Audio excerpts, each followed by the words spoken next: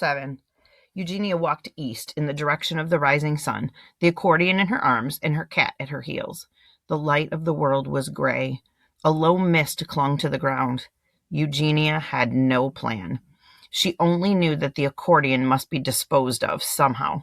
She could put it in the trash. She could throw it in the river. She could bury it. It would have been helpful to sit down and make a list of all the options. But there was really no time for lists, was there? She had to keep moving. Soon Gaston would wake up, and then the chaos and the clapping and the talk of hearts and what they held would begin all over again. The accordion was awkward to carry.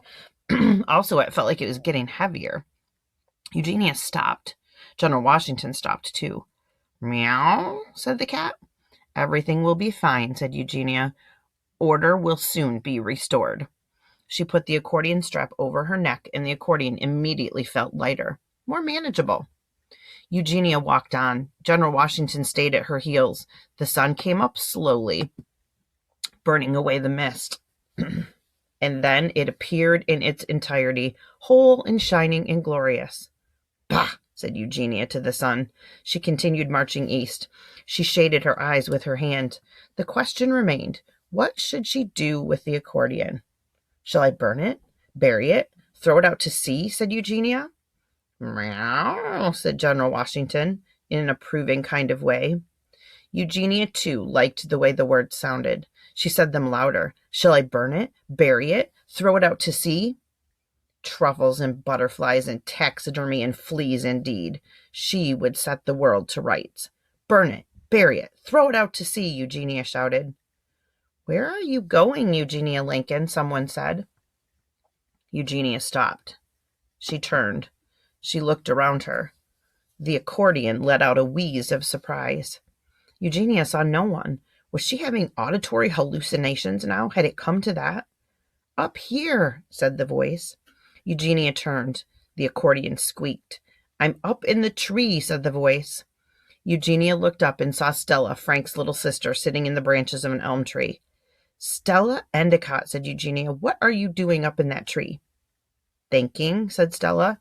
"Trees help me think. Do trees ever help you think? What are you going to do with that squeeze box?" "It's an accordion," said Eugenia. "What are you going to do with that squeeze box?" said Stella. "Are you going to burn it, bury it, throw it out to sea?" Eugenia felt her face getting warm. "You shouldn't eavesdrop on people," she said. "What does eavesdrop mean?" "It means to listen in on other people's conversation," said Eugenia. "It's impolite. You shouldn't do it." "You were shouting," said Stella. "I couldn't not hear you." "Nonetheless," said Eugenia, "it's rude." Stella climbed down from the tree. She said, "Can I try the squeeze box before you burn it, bury it, and throw it out to sea?" "It's an accordion," said Eugenia. "Can I try it?" "I'm in a hurry," said Eugenia. "I know," said Stella. "You're always in a hurry, Eugenia Lincoln. Can I play it?" "Oh, for heaven's sake," said Eugenia. "Please?" said Stella. She stood on one leg. Eugenia noticed that the child was barefoot. "Where are your shoes?" said Eugenia. "I'm not sure," said Stella.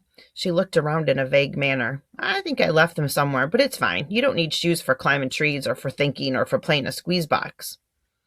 "It's an accordion, and you shouldn't be running around in your bare feet," said Eugenia. "Why not?" "You'll catch a disease." "You sound like Frank," said Stella. "He worries all the time, too." "Sometimes siblings know best," said Eugenia. "I don't know what a sibling is," said Stella. "Can I play the squeeze box?" "Oh, for heaven's sake," said Eugenia. "Fine, but only for a minute." "Goody, goody, goody," said Stella. She hopped up and down and held out her arms. Eugenia moved to lift the accordion from around her neck, and in doing so brushed her fingers against the keys. A sound came forth. A sweet sound. An unexpected sound. Eugenia froze. "Pretty," said Stella. "Play more." And Eugenia did. Eugenia Lincoln closed her eyes. She squeezed the box and pushed the keys down and felt a song coming out of her. A song! How did her arms, her hands, her fingers know what to do? Somehow they did. Eugenia played and Stella clapped, and Eugenia's heart lifted up inside of her. It was the most marvelous, unexpected thing that had ever happened to her. It was mysterious. It was joyous. The sun shone down. The sky was bright and brilliant blue. Eugenia Lincoln played the accordion, and when she stopped, Stella said, "You can't burn it or bury it or throw it out to sea, Eugenia Lincoln. You have to play and play it." She hopped from one foot to the other. "But can I try it now? Can I? Can I?"